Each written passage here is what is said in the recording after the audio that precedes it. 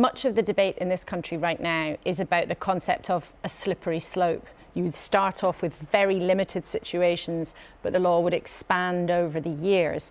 Many people who are worried about that might look at what's happened in Belgium and think, actually, that's exactly what happened. You started off with very tight limits, and actually the law has expanded to include children, to include potentially now more people who suffer from dementia. Can you understand people's concerns when they look at what's happened? I think it's a delicate issue. I think we should not tread lightly here. It's a very serious, delicate issue.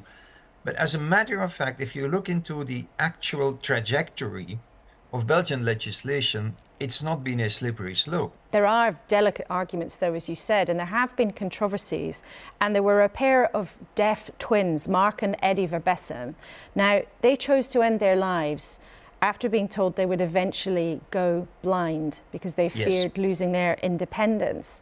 Now, what message did that send to people about disabilities and the rights of people with disabilities to lead full lives? Not at all. The judgment that was made was that for these two people, their prospects created an unbearable suffering. You are deaf, mute, you will go blind, you lose everything.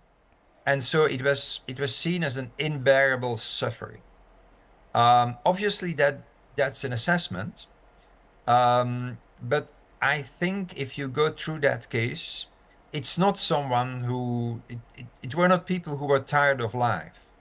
For our MPs who are voting on this in Parliament this week to change